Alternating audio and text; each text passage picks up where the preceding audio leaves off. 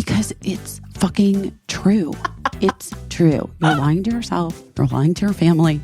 You're lying to your friends. No, I don't know. You're lying to the dish.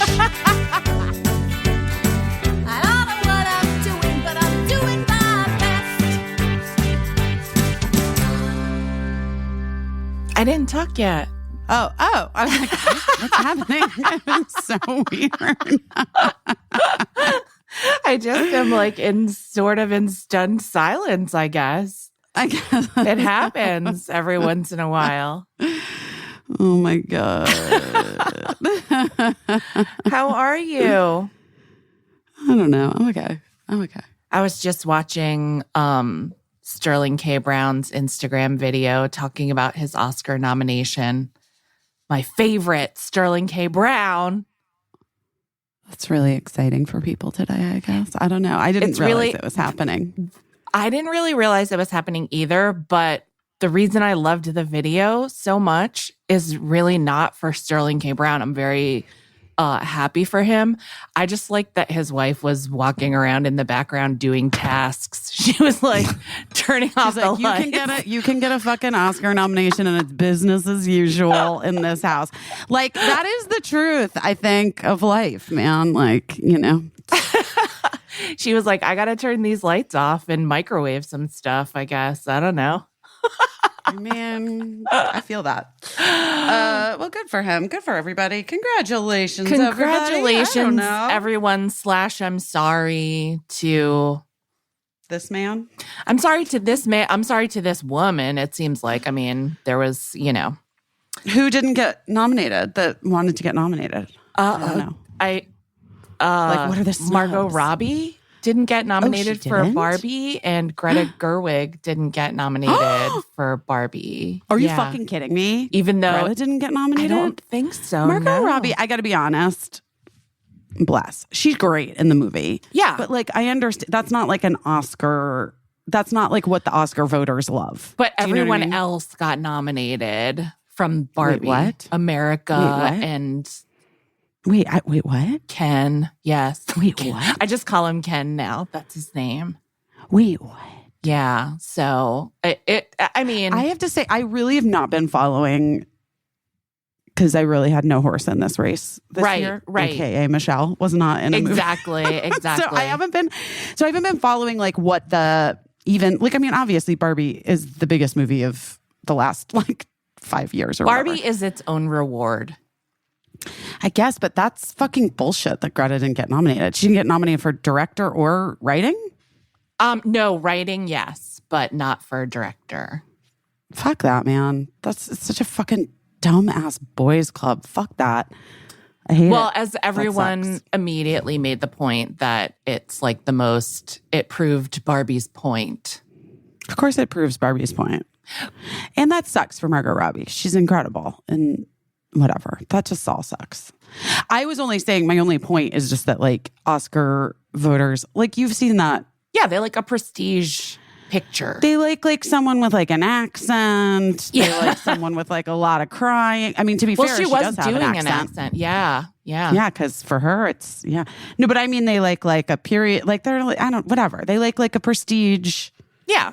You would have expected Barbie to be completely snubbed across the board because it's like a movie that's meant for women about toys or whatever, like all those reasons. Right. No. 100%. Right. Like if it didn't make $1 billion, right, it would have been, 100%. But that does seem weird. That does seem weird. Bummer. I'm just bummed because I wanted her to dress like Peaches and Cream Barbie. Aww. Did you see all of her pictures, like for her press tour for Barbie, how her stylist had matched, like had essentially done custom looks from huge designers that were either like a direct, like interpretation, replica, or like a very beautiful homage to Barbies throughout history. Yes. It was like my favorite thing ever. Yes, it was. I loved it. It was so cool. It was really cool.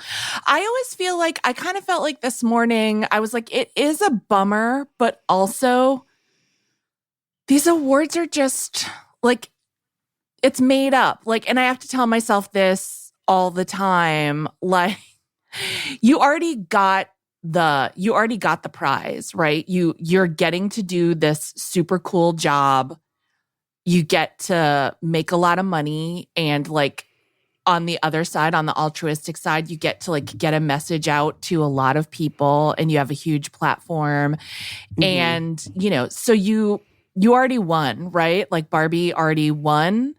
Mm-hmm. But all that being said, they are still having the awards, and like it does suck when something that was clearly beloved and I'll just say like life-changing, it seemed like for a lot of people that saw it.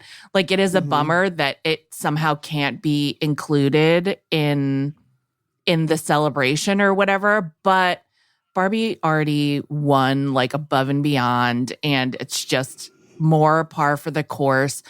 The awards are made up, and I always think this is like the best thing that can happen for someone. Not getting nominated when everyone thinks sometimes you should a snub. Yeah, sometimes a snub really is the thing that's like, because then everybody rallies behind you. Yes. And then they say all these nice things that maybe they wouldn't have said before because they would have been like, well, she got the nomination, so she doesn't need all the nice things said about her. Exactly. I kind of know what you mean. Yeah. It was like when our show got canceled, Caissie, and then everybody said all the nice things. And then people that now still to this day that I didn't know even liked or watched the show have really nice things to say about it. Which is really nice. It is nice, and it does feel like I wish we would have still been doing the show, but but who fucking knows, because it would have been the pandemic. Right. And then Girls 5 Eva might not have had none of that. You know, we probably wouldn't have done the podcast. This podcast wouldn't exist. We just Let's can't be know. real. Yeah. Let's be real. You're probably 100% right. So yeah, it's just one of those things where I'm like, I'm not worried about those women. I'm not worried about Bradley Cooper either. He also did not get a Best Director nomination. Because, you know, I am worried about Bradley Cooper. Because of that hat. That hat is something weird. It was a weird hat. Case. I felt like so Caissie sent me, guys, sorry. This is just in our own world. Caissie sent me a paparazzi photo of the Coop wearing what can only be described as a mid-90s raver hat that is so uncalled for. The hat was uncalled for, I have to say. It was just so big. It's so big. I always think of movie stars as having like bigger than normal heads. Like, you know, I won't say, I won't say who the celebrity I was sitting next to was, nor will I say who the celebrities he was commenting on were. But at the Emmys one time, I was sitting next to an iconic sitcom star. And this is in the 90s, so you guys can do the math. And we saw the stars of like a current 90s sitcom walk by, and he was like, their heads are so big. And I was cracking up. And then he said they look like apples on pencils. And I couldn't stop laughing. But also that thought has never left my brain, like how big. Like I think that's part of what helps you make it as a celebrity is having like a bigger head to body ratio, a bigger face to body ratio. I have no fucking idea. Maybe it looks good on camera. I don't know. I really don't know. But I was like, that hat actually makes B. Coops' head look small. Like that. It's just like, because it's like a beanie. You know what I mean? Like I've never seen an overpowering beanie in my life. And he had to wear like wide leg trousers, I feel like, to balance it out. It looked like he was cosplaying as people I hung out with at raves in Arizona. It was very strange. He looked so cute and his face looked so small under that giant beanie. And then I was like, does he have like, I was like, because, you know, we've seen some things on B. Coops' head, you know, like we were in Busy Tonight era, we were obsessed with him having a bang. Like he always had like one single piece of hair pulled down. And so we were always on Bradley Cooper bang watch to see. We were so obsessed with it. It was so fucking funny. It made me laugh so hard. Where we were like, guys, has anyone seen is Bradley Cooper wearing his bang this week or not? To see if he had like a little bang. It was so like always like one perfect piece of hair like brought down on his forehead. But we've seen him with like permanent rollers, like like a rod set for like a permanent in his hair. We've seen that from what movie was that from? Where he had like a perm and like there was a scene where he had his hair all set in rollers. That movie where everybody looked like they were just in costumes. Yes. With Jennifer Lawrence. Yeah. American Disco Fever. You know the movie. I have great authority to be talking about the Oscars this morning when I can't remember that movie, and I think it was called American Disco Fever. Anyway, we've seen him what is it called? It's like it has to do with America. I know that. It does? American Hustle. Did I just come up with it? Yes, I think American you did. Hustle. American I think Hustle. that's right. Okay, yeah. So that's the movie where he was wearing like he was getting like a perm, right?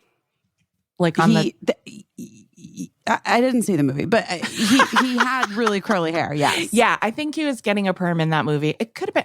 I don't know. My point is, we've seen a lot of wild things on Bradley Cooper's head, so like, I'm ready for it. Like, I'm ready for whatever the next is. But for some reason, that beanie, it made him look so. You're gonna have to post this photo. He looks so tiny and young. Guys, you need to know what we're talking about. You just need to know what we're talking about. I like him so much. By the way, I really feel like we could have gone one of two ways starting this podcast today, and just launching into Oscars, into Bradley Cooper, and the bangs of yore. The things that he puts on his head. Bring back the bang, Bradley. Maybe he will. We don't live far from each other. Really? It's so weird to me that I haven't seen him. I've known him literally since I was like a kid. I know that you guys. Do you know this story? How we know each other? No, I don't think I do. Initially, no. We met when he was like on a TV show that was filming in Vancouver when I was doing White Chicks. Okay. And I can't remember if that show was before or after the show that he did on Fox called Kitchen Confidential that was based on the Anthony Bourdain book. I like that where he show. like essentially was like playing Anthony Bourdain. Yeah. Because I had a friend that was on that show too. So then I knew him through that as well. But I can't remember if that Vancouver thing, I think the Vancouver thing, like what I'm saying is that I can't remember if I had already met him when we were in Vancouver. Right. Or if that was I think that was the first time I met him. Yeah. Maybe not. He was doing like some USA show or something. It's just so funny. Like he really like worked a lot before he got famous. Before he became like. Yeah, like a movie guy and then like a director and a director. Yeah, for sure. Yeah. He really was on a lot of different, he had a lot of shots of like TV shows and things that like if they had been super successful, they would have gone on for like 15 years and then he probably wouldn't have ended up a movie star. Do you know what I mean? Right. Yeah. That's the way that stuff happens, guys. Amy Adams was on a very short-lived TV show that didn't end up, did they ever even air it? But I remember when she was like TV. Oh, Heath Ledger screen test, like did the test for Roswell. Wow. The TV show. Wow. Like it's just like so wild. Like people's careers can just take wild turns, especially in the beginning when they're like, you just want to work. So you don't get to pick like, I'm going to be in this prestigious thing and work with this director. Like, the only people that get positioned that way are Nepo babies, which is why, like, they're the ones that end up, you know, they have such a head start. It is true. They have like a 30-year head start on everyone else. But also not every Nepo baby. Not every Nepo babies. No. Not hashtag. Listen, Nepo baby, Nepos. I will say that, like, especially in the current climate, Nepo babies have to deliver at some point or no one's going to keep. Nepo babies have always had to deliver. No. That was always my thing. I've known a billion of them because I, you know, went to college in Los Angeles and like. Yeah.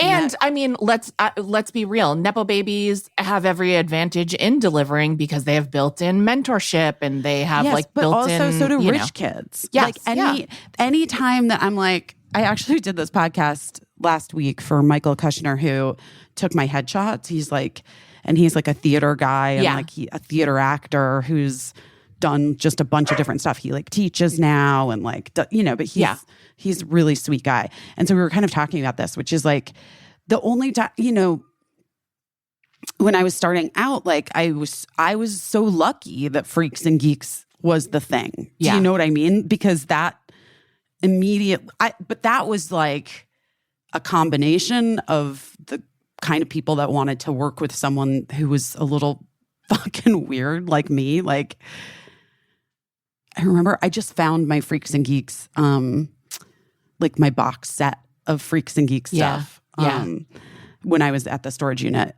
this week. And there's some DVD extra where Judd's talking about casting me and he's like, she just had the weirdest energy, which is like so true. I do have really bizarro energy. And so those guys wanted to work with me, but it was just like a, you know, I was so lucky that was what ended up being the first thing that I did. And I was talking to Michael because I was like, outside of having just funds, like if you're a rich kid and you want to pursue a creative thing and you know that like your parents are always going to be there to like catch you or help you out, right? You're much more able to really hold out for like the incredible opportunity, right? Because you're not concerned about making rent, right? You know, and like you're just able to go for it more. And you're able to just like, because you have that, like rich, I mean, that's like one of the, my friend said it's one of the best things that I ever said to him and his brother was that I like was going to eat at a restaurant. This was a million years ago. And I ran into them and I was like, what are you guys doing? And then he's like, oh, we're shooting this short film, like, and like was explaining it to me and I was just like, I didn't even think about it and I was just like, rich kids, man, you guys are wild.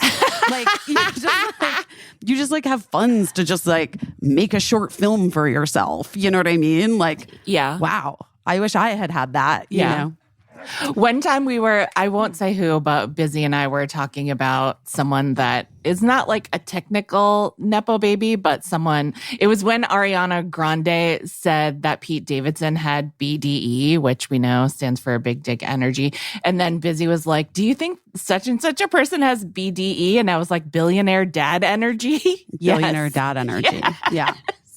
He has it. You can feel it. We coined billionaire. We coined BDE for Billionaire Dad Energy. We really did. That was like another. That was another Busy Tonight. That was Busy Tonight days. Did we put that on the air? Because I feel like don't think we did because we didn't want to like call anyone out or whatever. But Billionaire Dad Energy is Billionaire real. Dad Energy is real. Because also it's like twofold. Billionaire Dad Energy definitely like affords you the opportunity to like hold out and do the kind of creative work you want to do, but also those guys fuck. You know what I mean? You can always tell a rich kid by like how much fucking game he has, and like I can just tell the confidence. It's the confidence. They've moved in circles that we all didn't become aware of until we don't even know. Yeah, we don't even know. Yeah, we have no it's idea. Like when Chrissy Teigen explained that there was a separate airport terminal that we weren't all aware of for wealthy people.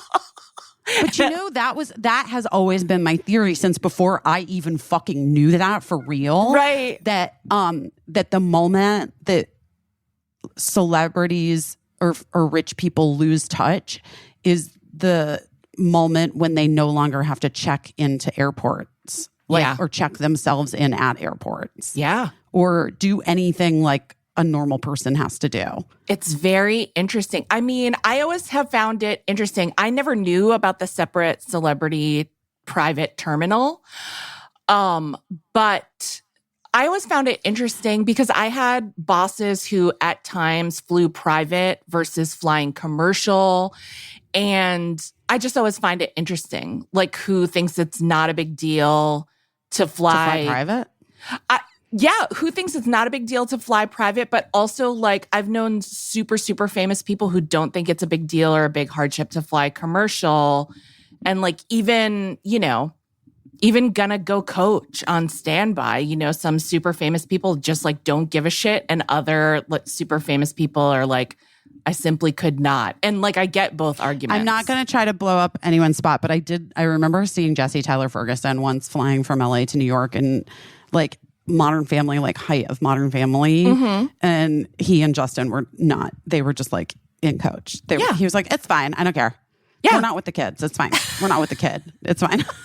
Sometimes you just have to. I literally just saw, I don't know how old this video is, but I saw either an Instagram or TikTok that someone shared of Rainn Wilson in a mask on a plane. And he was showing that the guy sitting next to him eating his food was watching The Office and had no idea that Rainn Wilson was sitting next to him. That's kind of funny. Oh yeah, I saw that too. Very funny. I saw that too. Yeah. So you never know, like the person sitting next to you. I've seen oh my gosh. One time I was on a flight and I don't know why, there must have been something happening, but there were a number of NBA present and former players on my flight, and they were mixed throughout the cabin. And I was like, I just felt bad for them that they couldn't fly private because they're so tall. I couldn't even picture them being comfortable in first class. Yeah, that seems rough. Don't sports teams have their own planes? Probably. They do, don't they? I guess, so. But I mean, it's one of those things. It's like networks and film companies have their own planes too, but you don't get to just like take it out any day you want to. It has to be like very for good reason and really well arranged prior. So I guess if it's like so true, I don't know. I've only ever flown first class a couple of times in my life. Once was thanks to you. You got me a ticket with your points. It's like my favorite thing. That was the best flight of my life, by the way. But speaking of which, the other day on Instagram, I posted like, will somebody just fucking explain the points perks? Guy. Yeah. The points guy reached out and said that they would. Should I be like, do you guys want to be on our podcast right the fuck now? Yeah, the points guy, we were supposed to have the points guy on before, but like he got busy. I think totally. Is there an email that I can use to connect you? Yeah. A lunch with Brian. Oh, I'm going to have a lunch with him? With the points guy? Oh my God, what's happening? What kind of perks are we getting? It better be free lunch. Amazing. Well, I was so excited because I got that sinus thing for free with some sort of points. I don't understand any of it. I have so many fucking points all over the place. And then I do feel like when I try to use them, people are like, whatever it is, they're like, no. Or they're like, okay, thank you. We'll take all your points. And then also we need $500. Okay. Well, I guess now I'm in a relationship with the points guy. I don't know what's happening. Our sheets. I have the Boll and Branch sheets and I love them. You do. They're so nice. They're so luxurious. They're luxurious, but also I got the ones that have the like lines on them. Same. Well, I got them because you said you were getting them. I love them so much, Caissie. I love them. They're like my favorite sheets of all time. Yay! I love it. They're incredible. They're made of the rarest 100% organic cotton.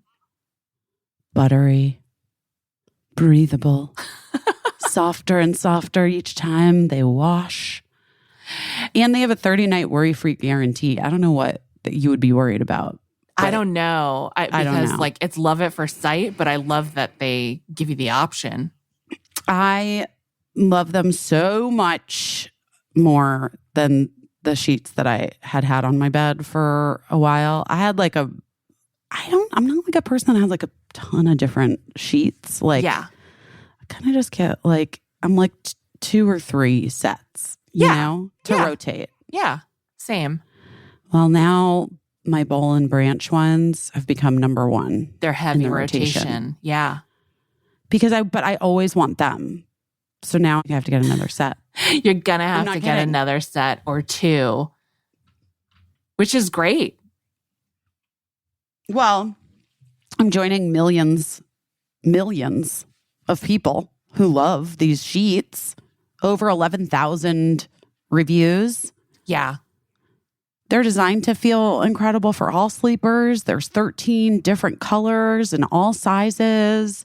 They're made without toxins, which I love. I was going to say, that's a thing that I didn't really think about too much, but you're laying on these sheets, like your full body is in contact. And some bedding is made with chemicals like formaldehyde and pesticides and just all kinds of dyes. I didn't even think about it. But Boll and Branch, you don't have to worry about it. You don't have to think about it. Guys, in a recent customer survey, 96% said that Boll and Branch sheets get softer with every wash. Personally, they could have interviewed me. I would have said they get softer with every wash as well. I'm like just obsessed with them. They're great. I'm so happy that they're advertising on our podcast because guess what you need? Sheets. You need sheets. Can't live without sheets. You got to have sheets. They're also really good looking. It could be the nicest sheet in the world, and I'm so shallow. If it's not looking very cute on my bed, I don't want it. But these are so good looking. Agreed. Yeah. No, they're so cute. They're so cozy. They're so soft. I love them so much. Guys, you got to get into it. Sleep better at night with the softest sheets from Boll and Branch. Get 15% off your first order when you use promo code BUSY at bollandbranch.com. That's Boll and Branch, BOLLAND, Branch, BRANCH.com. Promo code BUSY. Exclusions apply. See site for details.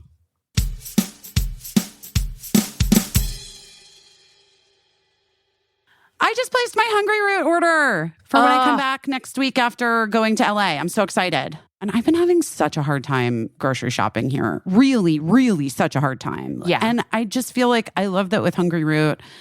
I know that I'm just getting healthy groceries delivered right to my door, things that I like, high quality, fresh produce. All in one place. You don't have to go to a million specialty stores. They have everything. They have everything.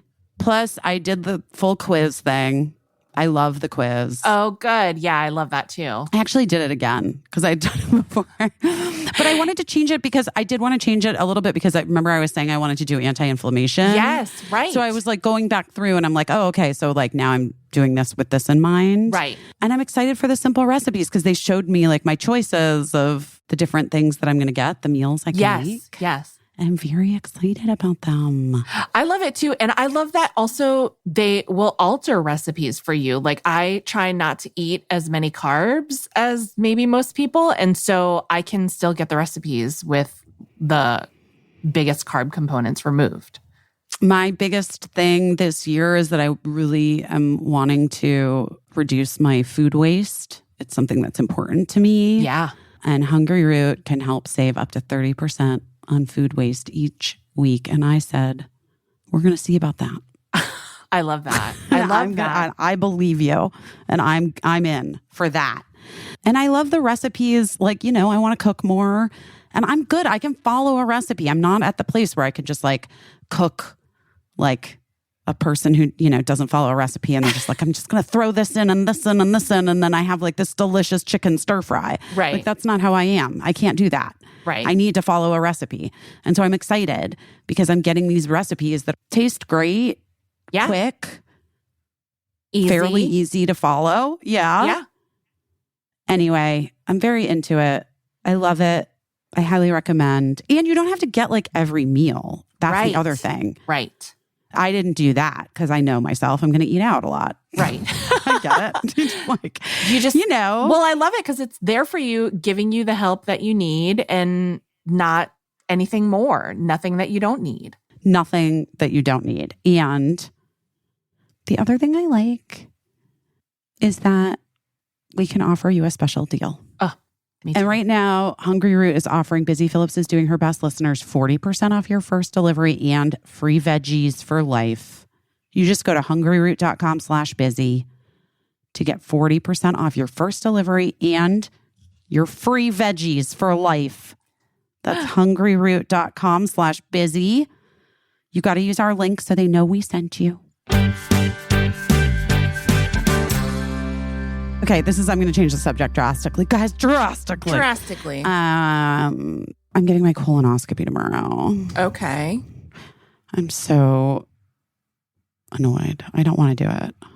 I didn't know. You said I'm so, and I was like nervous, excited, annoyed. I get it.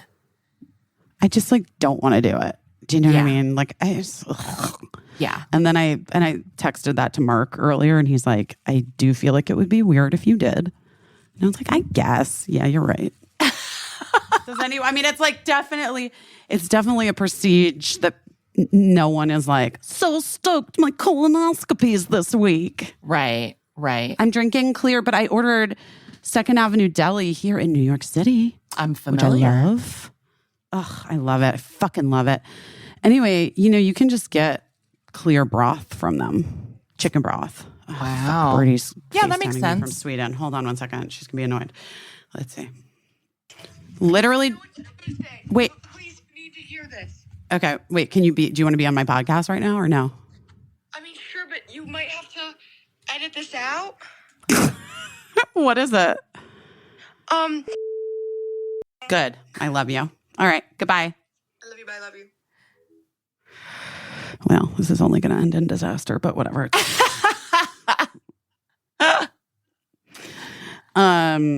Okay, and we're back. So Birdie just called, guys. She had some updates for we have to hot cut all that goss, out. hot teen goss. She had some hot teen goss.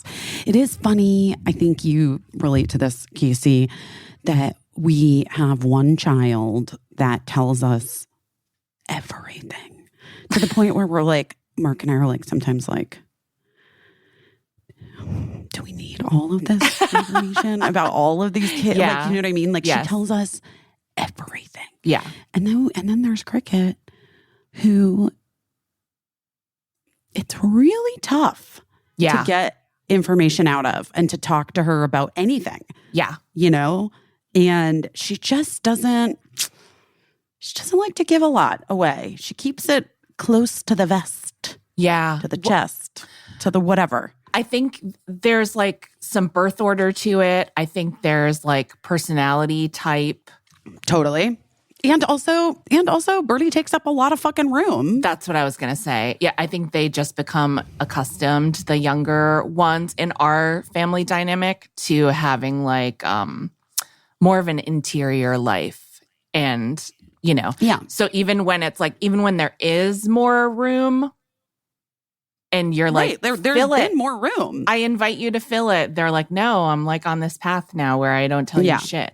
Which, but Lincoln's always been quiet, like, until he's not. He's always been quiet until like something happens. Most notably, one time he had suffered a great deal of blood loss due to an accident, and he really put on an entertaining show in the ER. And I was like, I think he's in shock.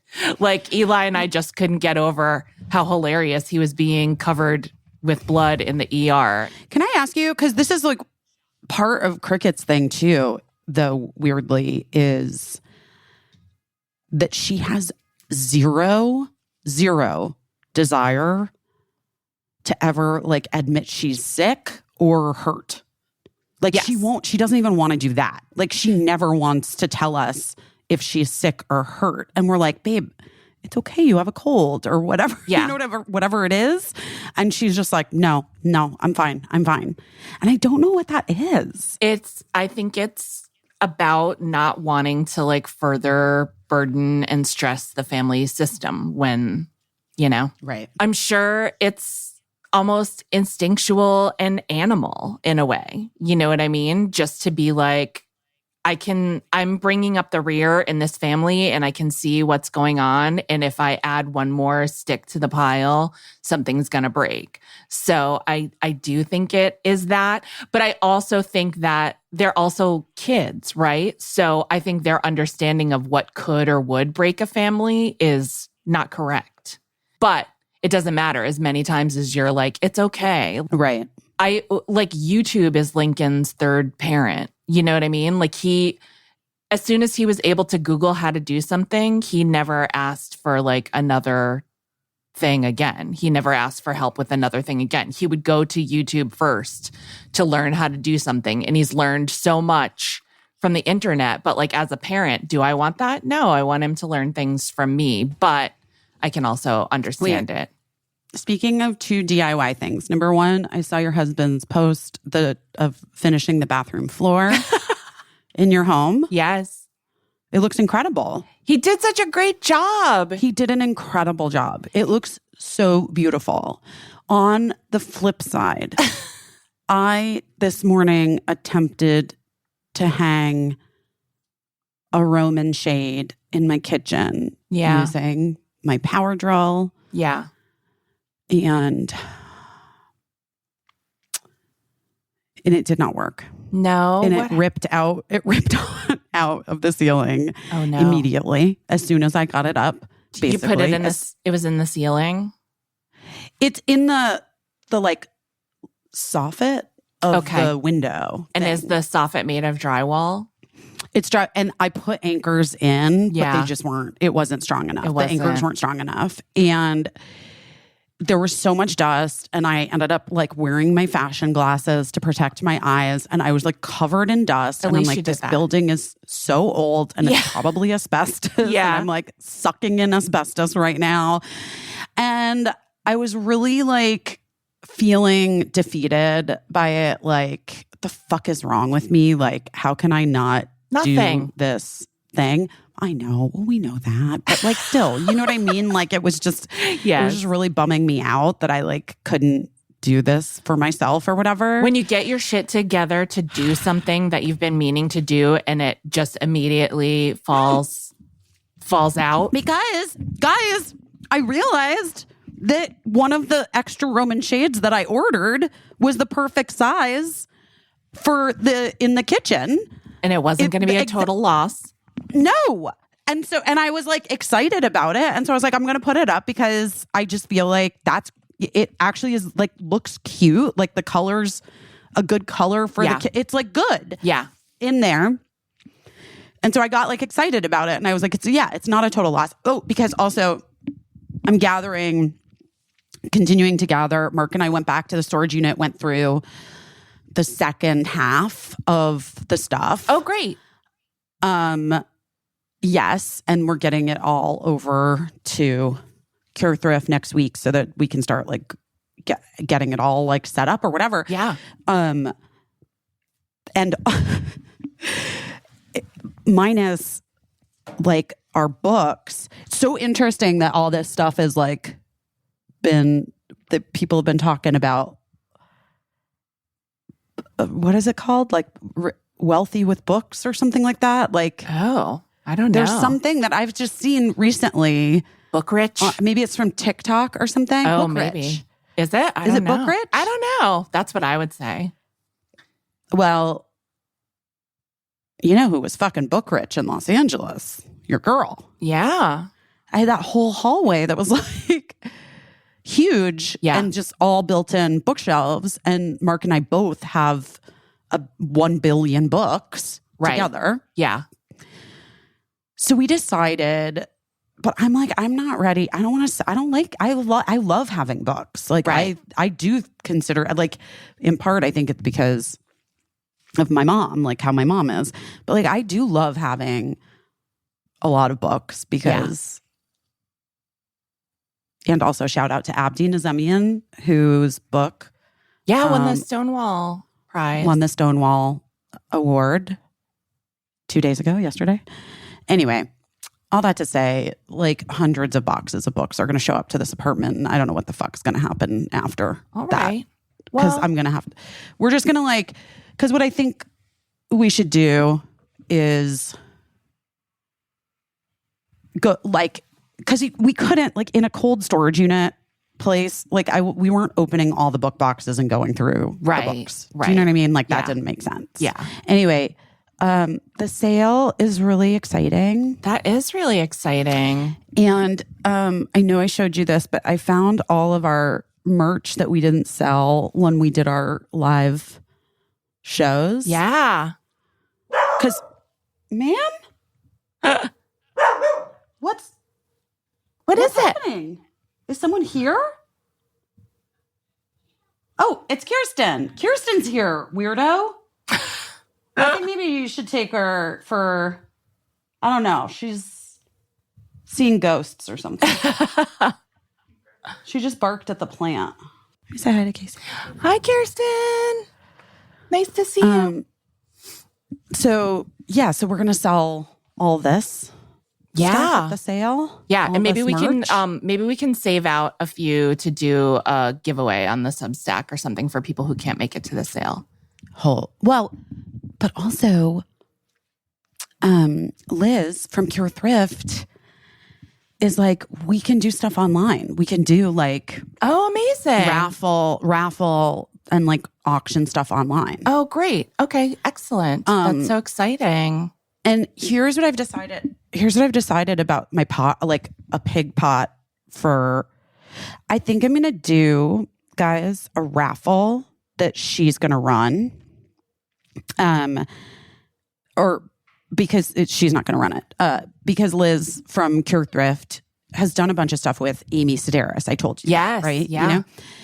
I know we wanted to buy her fireplace that they recently were selling. Wait, really? Yeah. I mean, we didn't, but we did. We wanted it because Liz was literally like, that didn't go great. Oh, like, she was like, not a lot of people wanted it. Because it's so big. You know what I mean? What I said. And I was like, New York City is fucking hard to, anyway. So the raffle, so she has this like company, I guess, that does the raffle thing. So then you can just like, and I just feel like for my pig pots, I appreciate so many people who want to buy them and whatever. And I just honestly, I don't want to do like an auction. I feel like that's unfair because I don't think it's fair for like the person who has the most money to get a thing. Right. You know?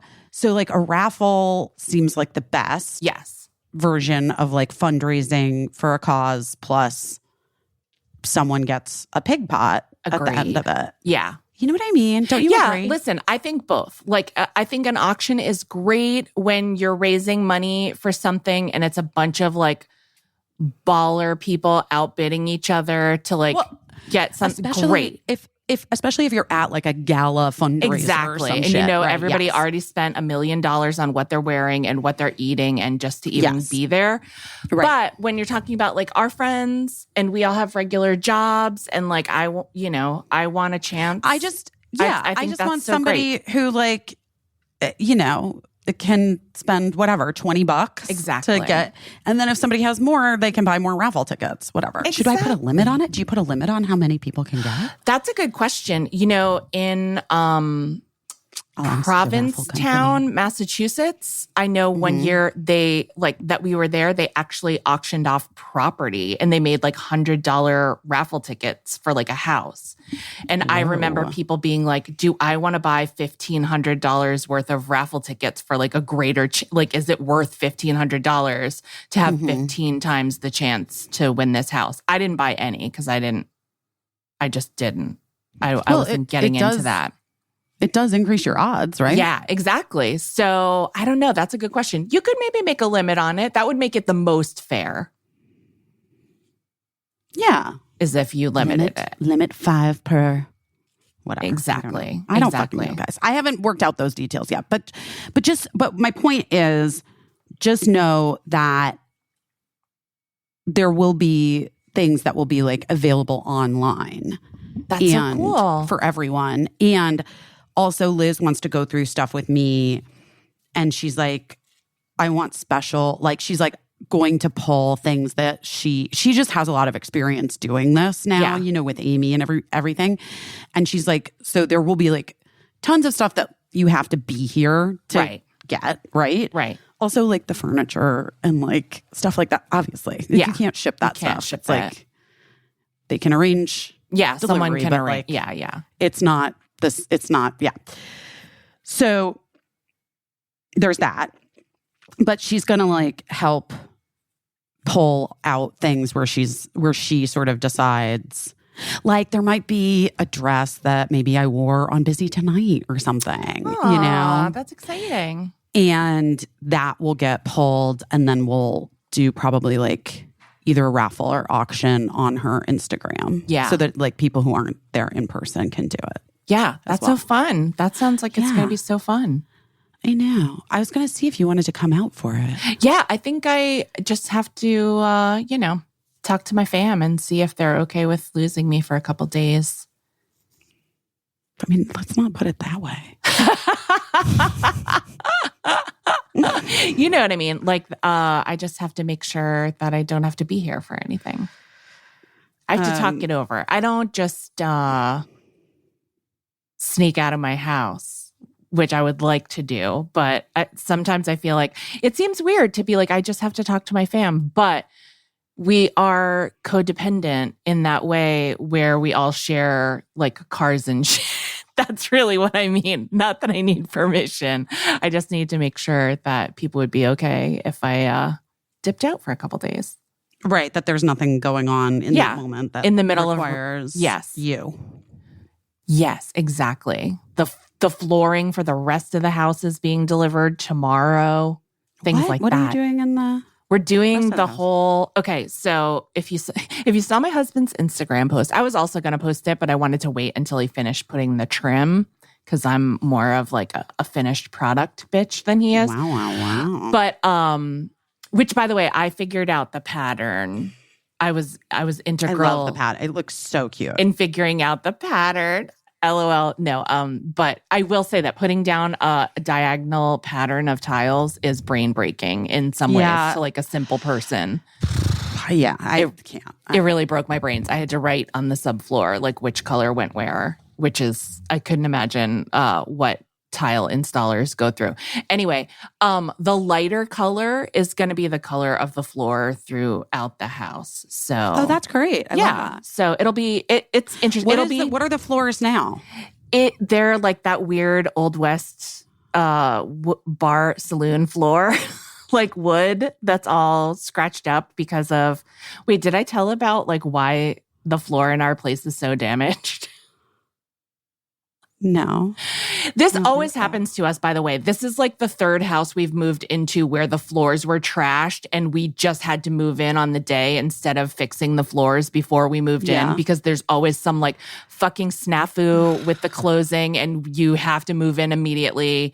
And like we know the smart thing, the thing that people with a lot of money do is they buy a house and they keep it vacant and they replace the floors before they move in. Then they move in all their stuff on top of it and they live happily ever after. We've never successfully done that because something always happens. In this case, the people we bought the house from, their house wasn't ready to move into and they were older and we weren't like gonna be like, get the fuck out of our house. You know, like we were like, obviously stay in the house until your house is ready. And so we had to, but at that point we had already given up our rental. And so at that point we had to move into the house with the floors as is.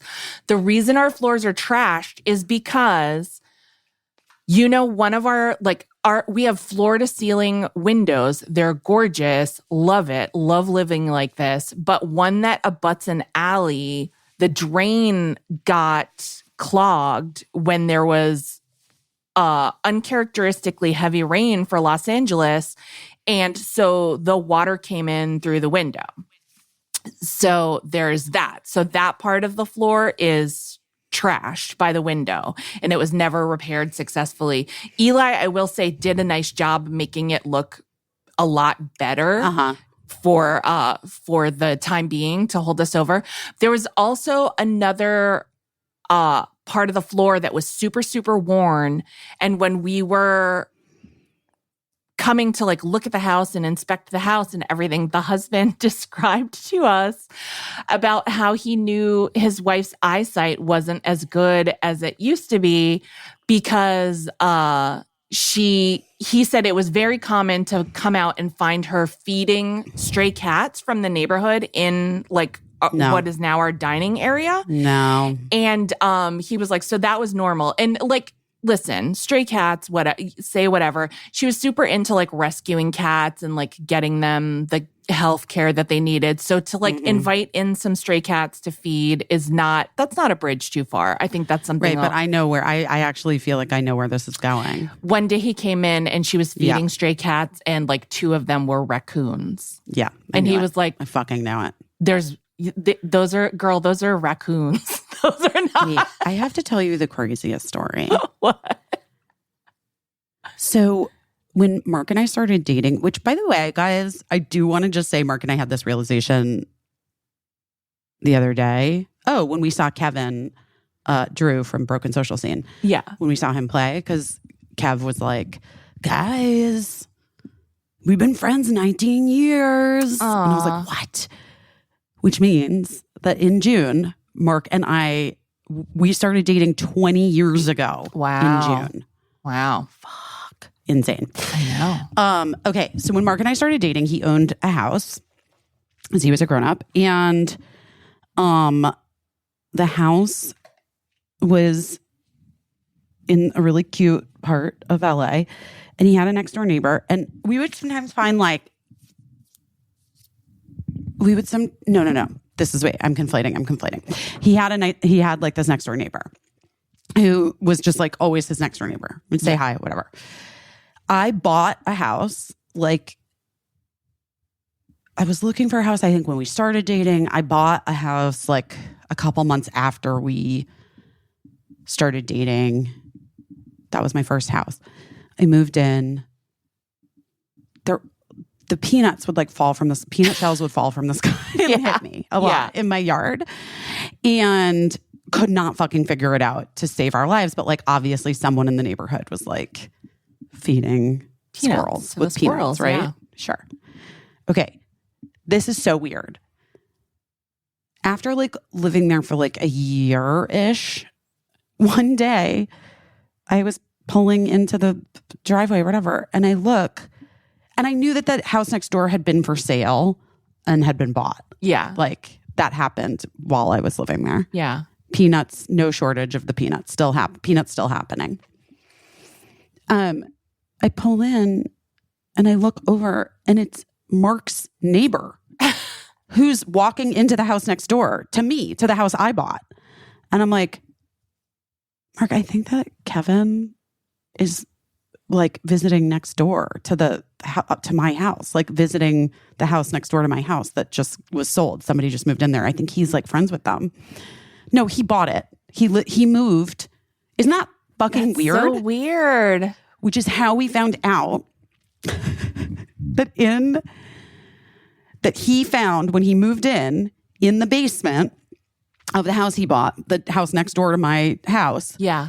There was like a Costco bag of like a 10-pound bag of peanuts. Oh my God. That was just had a hole in it. And there was like a way in the animals had made. Squirrel party. And they had just been, no one was feeding them. They had just been sneaking in and grabbing peanuts for like a year and a half. And then he found the bag, closed up the hole, and those animals were never nice after that. They were so mad. They were so fucking I don't mad. blame them. Squirrels are really smart. They can like remember where they buried a peanut. Like, I don't know the exact details. I just remember being very impressed by the exact details that I read. Perhaps on a TikTok. Gina could stand to learn a thing from a squirrel because I give that girl a little whimsy chew bone. And it's just she missing. sets it down and then she can't find it. And it's like, I'm like, it's literally right here, Gina. Yeah. It's in front of you. Yeah.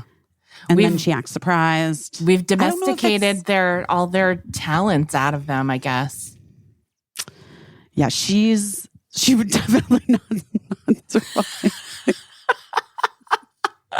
Meanwhile, I think that Josh Radnor, because I was like looking at his Instagram because he got married and I saw the like thing, and there were 2 news stories about it in the New York Times, one that was like covering the wedding and a second one that was like 58 people were stranded at Josh Radnor's wedding because of weather, which kind of was amazing. I think that he has a sibling of Gina's. Oh, really? His dog is like a sibling of Gina. Your in-laws. Yeah. Maybe we should get them together. Maybe.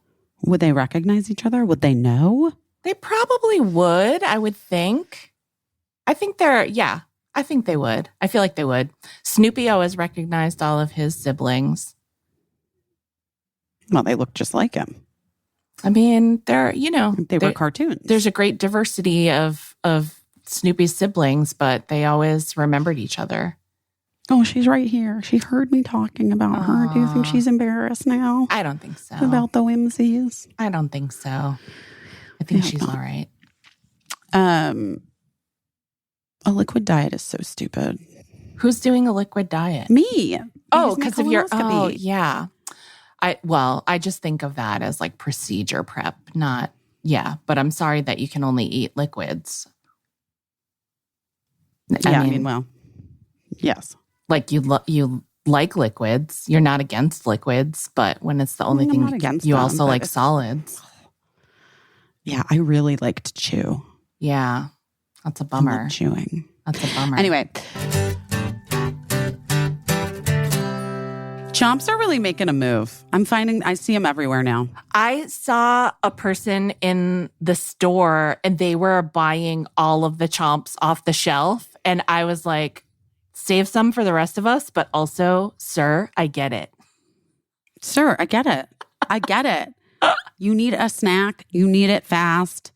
You want something that's high protein, especially you. If you need a snack, Caissie. Yes.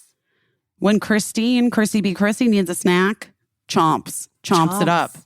Chomps are there. You know what it is. It's like a high protein meat snack. You're familiar with the form of Chomps. But what I'm here to tell you is that it's super high quality and super delicious. And so the fact that it's so convenient is kind of mind-blowing to me that I can just toss them in my bag and they're ready to go. Well, because they have the best flavors. Yes. And they use real ingredients. And it's the protein that you need, up to 12 grams per stick, no unhealthy additives, and 0 grams of sugar. Right. Which is amazing and important. Sugar is in literally everything that you wouldn't even expect. When you're talking about like high protein snacks or drinks or whatever, there's sugar in a lot of those things. And if you're trying to avoid sugar, it can be really, really challenging to find something that fits the bill. I'm not trying to avoid sugar. Can I be honest? I'm not trying to avoid sugar. I'm trying to like limit it from the things that don't need it. Because I like my sugar where my sugar belongs, in sugary things. Yeah. No, I'm serious. Or like dessert or something like that. I don't want to like be at the end of my day and thinking to myself like, oh, well, my snack was like mostly sugar today, this afternoon. Right. I'm not anti-sugar, but I'm anti-sugar in things that don't need sugar. Right. And have sugar hidden in them. Dumb. Right. It's not great. And Chomps is the best. You don't have to worry. You don't have to worry. They only source from farmers who raise animals humanely and farm responsibly. Chopsticks come in 9 different flavors. I love that variety pack. I'm going to tell you. Yes. I like the taco flavor. Yeah. Taco flavor. I know. I love the taco So good. flavor. I think it's the best. And you can make like a mini charcuterie, like you have your chomps. You can pair them with fruit, hummus, crackers, whatever you like, nuts. You can make a little girl dinner. You can make a girl dinner platter for yourself with it. A little piece of chocolate. You could put a little piece of chocolate, though. Exactly. That's where the sugar belongs. Yes. That's right. Leave it where it belongs, guys. We love Chomps so much. They've got thousands of 5-star reviews. Guys, you don't have to take our word for it, but you should, because our word is the best one, because you know us. And we both really love Chomps, okay? And you can order online and have them delivered straight to your door. So that's something, too. And you can subscribe. I wonder if Christina subscribed. I think I'm going to get a subscription myself. Yeah, that's the smartest way. Well, right now, Chomps is offering our listeners 20% off your first order and free shipping. Come on. When you go to chomps.com/best. Also, you get to say the name, guys. That's the best part. Go to chomps.com/best to see all the delicious flavors and get 20% off your first order and free shipping. I do say go for the variety pack because you want to taste them all. Yeah. That's Chomps, CHOMPS.com/best. Don't forget to use our link so that they know that we sent you. Oh, Base. I love you so much, Base. But you know what? What? I just was going to tell you. What? I just saw online that they made like a collab with Barbie that was like hot pink. Yes. Basted. Now I want that. Well, I want that luggage. I had black base luggage, and then you had like the white. I have the cream. The cream colored luggage. And I liked yours so much that I gave my black base to my husband and got myself the cream colored luggage in anticipation of I'm going to travel in 2024. I don't know where I'm going yet, but I'm going somewhere. Yes. And I have the luggage. My luggage is ready. I'm so into it. You know that I love base so much. Yeah. But I do get airport anxiety. Yes. Because I do have like issues that I'm like, well, first my ADD. Yeah. That I'm like, am I forgetting something? Am I forgetting something? And base has like really done the best thing for me because with base luggage, your bag has function and you look super cute. Here's the thing that stresses me out in the airport the most is like, have you ever had that bag that like you're just bumping along and like all of a sudden it just tips over, like the wheels just stop working. Yes. And you A, feel stupid, but B, it gets you off your game. You're out of your flow. That is not an issue with my base rolly bag. Rolls no matter what, whether I have it like upright or I'm kind of dragging it along behind me like a train.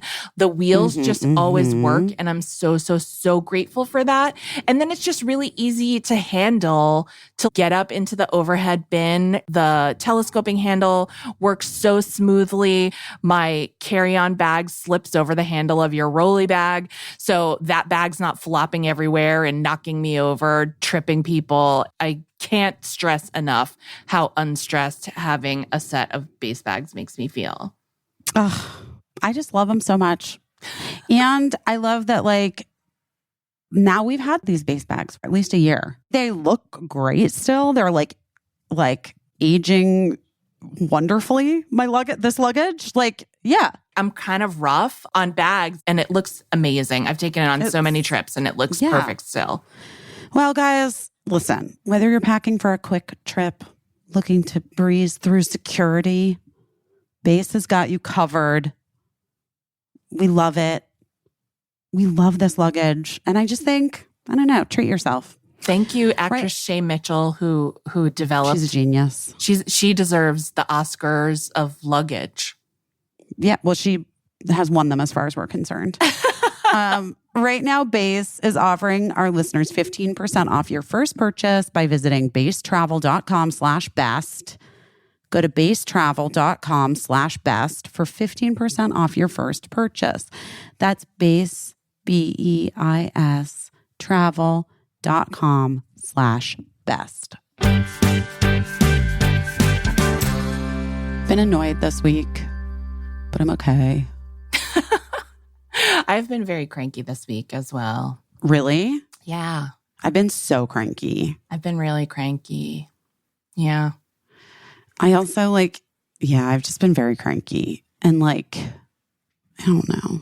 I don't know if I want to talk about it or not. I have been really cranky. I was cranky. I mean, listen, it's never about what it's about, but I was cranky because I know I've been talking about domestic things a lot lately, but that's my life, And also, I would like to throw out there that I recognize I'm so lucky I have a partner that literally just ripped out our gross bathroom floor and put a nice bathroom floor in.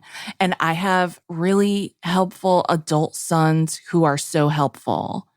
And the crankiness inciting incident took place while my husband was making me a pizza for dinner. So I have no reason to complain, but the inciting incident of my crankiness was that we use a lot of dishes in this house. The dishwasher could easily get run 2 times a day. And I always try to look at it as it's a net positive. We eat at home a lot. We don't eat out a lot. So yes, we use a lot of dishes. And so the upshot is that the dishwasher is running and then sometimes there's a surplus of dishes either to the side of the sink or in the sink. I prefer to put them to the side of the sink. Reason being, I'll clarify now, is that I hate when dishes are in the sink and they're dirty and then someone does something else in the sink and it runs water into all the dishes that then just sit there full of tepid water and greasy food bits. Literally disgusting. Literally disgusting. And I'm not even saying oh, I think that looks gross. And I mean for me personally, it looks gross. Also, I can scarcely bear to touch dishes like that. So that means that I'm out, I'm not doing the dishes. It then becomes someone else's problem because I'm not going to touch. It also almost makes me dry heave, little pieces of tomato floating around in orange. I actually don't want to talk about it right now. It's so gross. So anyway, the reason that I was cranky was because we don't have a huge kitchen. The dishes were wicked piled up. I loaded some dishes into the dishwasher and then there was a remainder of dishes in the sink. And I was let me just suck it up. And I put some gloves on and I tipped all of the gross water out of them and I put them in the other side of the sink because I was let me let these dry out a little bit. And then when the dishwasher's done, I'll unload the dishwasher. I'll reload it with all of these now dry dishes. And then we'll be clean slate. We'll be starting clean slate. I'm always trying to get a fucking clean slate going with the dishes where there is just no dishes to be done. It's inbox 0, when you feel great because you got your email inbox.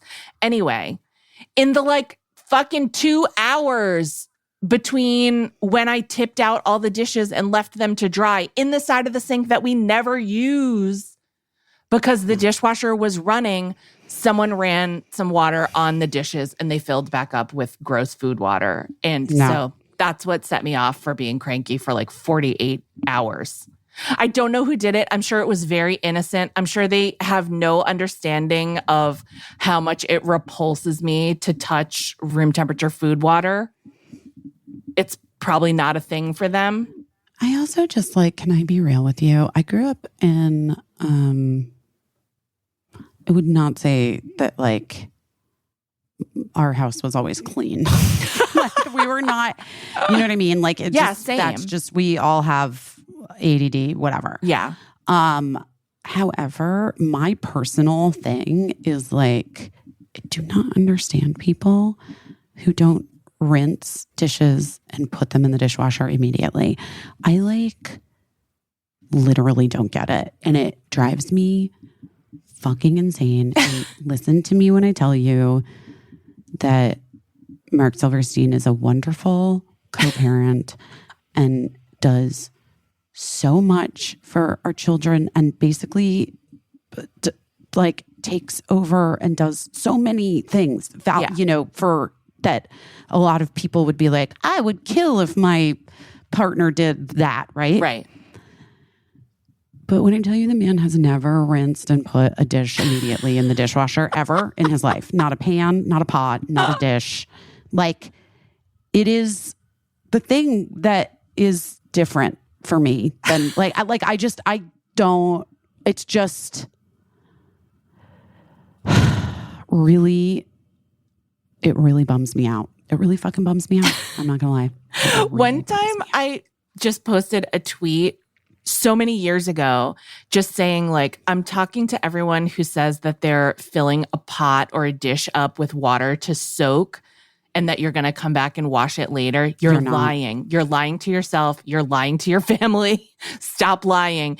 And this former colleague of mine that I worked with on a show, he's a screenwriter now, but I worked with him on a show years ago, and he's not someone that's like in my life or whatever, but one day, like I want to say like 5 years later, he emailed me to be like, I went to run water in a dish to let it soak. And I thought about this tweet that he posted like 5 years ago and I washed it. And he was like, it haunts me. Because it's fucking true. It's true. You're lying to yourself. You're lying to your family. You're lying to your friends. No, I don't know. You're lying to the dish. Yeah. It's just one of those things. I know there are different philosophies. I know there are different philosophies on dishwasher loading and when it should be run. And, I'm like team, if the dishwasher is 90% full, just run it. You know what I mean? Like if there's a moment.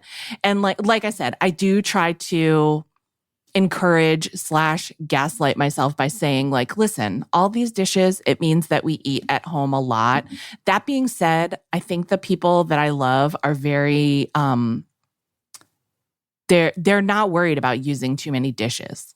They're not worried about. No, that was always my joke with Mark too, because he will, he's a really good chef. He's a good cooker. Yeah. And he will use every pot and pan and dish that's ever been available. He's a goldfish when it comes to that, like how I'm a goldfish when it comes to stuff, closet space stuff. Right. Right. I'll just keep buying stuff until I explode. Right. Anyway, yeah, he will use all of the dishes. But also, speaking of which, guys, we're just selling them all. Like selling all of the things.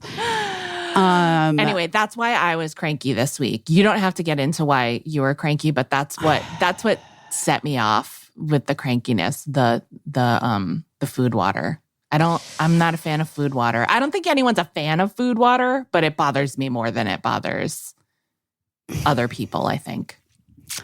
I was really cranky about some work stuff. Yeah. That was just fucking annoying to me. Yeah. Yeah. B, but it's fine and it's going to be fine. And I knew it was going to be fine. Yeah. Which was why it was like annoying. Yeah. Right. Because you're just like, what are we doing, guys? Why are we spinning our wheels? Everybody, everyone. Right. What are we doing? So that's number one. Number two is that, I don't know. I was like annoyed by this guy. A guy. You were annoyed by a guy? That's shocking, guys. Fucking truly shocking. I was annoyed by this guy. And I'm continued to be, I think, annoyed by it. But it is what it is. And I have to just, understand that, okay, I just have to it's a bummer. But it is what it is. Yeah. And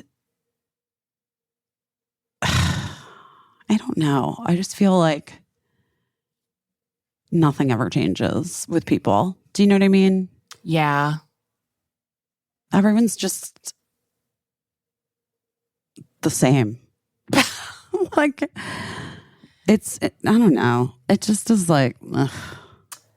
It is a weird thing, I think, and I think this happens as an adult and you've been an adult for a while now, but I think it's something that happens, well, I'll say in your 40s where you realize that like there's only like 7 types of people, you know? Ain't that the and truth? everybody is someone that you've seen or known before. Yeah. And like, that's not necessarily a bad thing, honestly. No. It really isn't. No. But also just like, I don't know. People are just fucking wild, man. Like I feel like I'm such a clear communicator at this point that it's so confusing to me when people try to like gaslight me about stuff now. Cause I'm just like, what do you think? What are you doing? Stop. Right.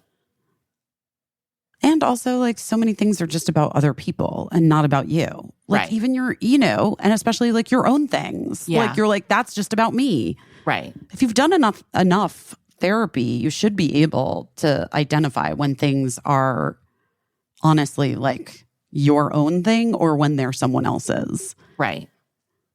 And it's helpful because then you don't take things as personally, but it doesn't mean they don't suck. Yeah. And it's also like, then it always makes me have questions. Like I have things that I try to do in those situations because you can only control how you react to those situations. But I never know, I'm such a data person. I want to know that I'm doing the correct thing, so I know what I would say in a situation where someone's trying to gaslight me. But yeah, it's a series of exercises that you didn't sign on to participate in. And so, like, what do you do? Like, how do you try to just end it? Do you try to, like, get them to admit that they're wrong and try to make it right or whatever? But you can't, so you can only, I don't know. That's what, it always sends me spinning, being like, am I doing the right thing? Right. Exactly. And you don't know. Right. And you don't know. Right. And the only way you end up knowing is like when it becomes clear. Right. You can't know till you know. Right. Then you know. Right. So I feel like kind of the same way right now too. Because I sort of was just like, I'm going to like call this and just be like, I don't want to be friends with this person. I'm like, it's a bummer. Like I do want to be friends with this person and like whatever, but I'm like, but I can't, this feels like it's like emotional whiplash, this relationship, which that's not a great friendship. Right. Actually, that's not a friendship at all. Right. Like I have 0 friends that either one of us would text the other one something to the effect of like, hey, I really need like a moment for myself. Like you don't do that with friends. Do you know what I mean? Yeah. Like that's like a very bizarre. I mean, maybe somebody does. Does somebody? Do you think I have. Well, I can tell you that, and I think I've talked about this on the podcast before. But I did have one friend one time who was like a colleague kind of friend. Started as like a colleague, somebody that I had gone to bat for to like get a job for, and it was one of those weird situations where this person was ultimately like doing great, doing way better than I could ever dream of doing sometimes. And then sometimes, like all of us, between jobs or whatever, blah, blah, blah, blah. So I guess this was at a point where this person felt like they were not doing great at all and that I was doing better than them, which I don't really keep track of that, so I don't even know. But the friend did invite me to drinks, and I thought it was just like friend drinks. And it wound up being like an explanation of why they had unfollowed me on social media. And like to the person's credit, they just said it's because like I just can't right now because I'm not doing well and everything's great for you. And it just like hurts me too much. And I was like, what a fucking weird thing that like you made me come to drinks for this to like, I didn't even know that you had unfollowed me because again, like I'm not paying attention to that. Well, I have to say to that, like you have to do a lot of work to figure out if people have unfollowed you. Yeah. You have to like, if it's, especially it's like a friend or a work person, you have to unfollow them and then see if it says follow back or not. Right. Which is like, who's fucking wasting their goddamn precious moments on this great green earth by like going around and unfollowing and then seeing if people still have a follow back. And then like Jesus. Yeah. So guys, anyway, if you're doing that, I got to tell you something. You need to go to pottery. You need to get a hobby. You got to put it somewhere else. Cause that is like no one needs that in their life. You don't need it in your life. And I also don't give a fuck if people unfollow me. I don't give a fuck if people mute me. Yeah. Also, because social media isn't real life, and it's not like. And you should never know. It's like it's like if I asked the New Yorker to drinks to let them know that I wasn't going to continue my subscription. Like they don't give a shit, like, okay. But I will say that I thought it was kind of weird, and I thought it was like, I don't know, to like, I just think that if you're really friends with someone, you're there to celebrate when their life is great, and you're there to pull them up when their life isn't great. Well, our friend Rabbi Sharon would definitely say that. Yeah. Sure, right? And so like, I was like, not only can this person not celebrate for me right now when my life is like, quote unquote, going well, because it's like making them feel like competitive and bitter or whatever. But also like, I feel like them bringing me here to tell me this is like a way to try to hurt me. And I was 100%. Yeah. And I was like, I mean, it's just weird. It doesn't really hurt me in any way. But then that person like continued to do like a couple other fucking weird things. And I was like, this person's just a weirdo. But anyway, that's really my only friend that has ever done anything. That's not true. I've had plenty of friends that have done weird shit, but that is the one that sticks out in my memory the most. But like, yeah, I mean, and also we can, obviously, in that story, like, it's 100% about that other person. Yeah. The problem becomes, by the way, the problem wasn't that the person unfollowed you because they couldn't deal with their own shit. The problem was that they needed to then make you aware of that thing because they wanted you to feel some way about it. Right? And I think that that's kind of true with this guy because, like, whatever. Because I don't need a text telling me that. Like, just fucking take a beat for yourself, man. Like, don't take your fucking time. I don't give a fuck. Like, I actually have billions of things happen. I'm getting a colonoscopy tomorrow. Do you know what I mean? I have other things that are going on. I would have never known that you need a fucking beat for. Just take a fucking beat for yourself. I don't know. Do your own fucking shit. You have don't an involve important me in it. Date with your own ass. Don't. I really do. Yeah. I don't need, this doesn't need to be something I'm involved in. Right. You know what I mean? Like, you're only telling me because you want to elicit some kind of thing to like from me. Yeah. Either you're like asserting fear or Right. Or you're asserting like that you're controlling the situation. Right. You're controlling the friendship and the situation by doing that. Okay. Well, I'm not interested in that. I actually don't have a lot of friends that like pull weird fucking power dynamics with me in friendships. But the truth is, it's like, that's just not how you treat people that you're friends with, that you like. It's very weird. Like, it's that's weird. The thing. And that's why you can spot it as like, and I think, well, here's what's interesting, right? Because it's like a male-female friendship. And that is a little, that might be where I would get tricked into being like, because it's kind of like a relationship-y thing to do in a friendship, which like you might be tricked, But like if a woman did that to me in like a female friendship, I would feel super weird about it. I would pitch it as an article to The Cut, like I would totally, but where it's like male, female, it might have tricked me for a second into like, which is like, that's my own trip. Right. But like women don't do like my girlfriends, my good girlfriends would be like, I can look on my phone right now and say like, oh, I'm so sorry I didn't respond to your last few texts. I have something going on. Here's what it is. And then that becomes like an invitation to like live that experience with them as a friend and through the lens of your friendship. Oh my God, 100%. And by the way, now that I'm thinking about it, like that literally is the thing that happens with my friends all the fucking time. Right.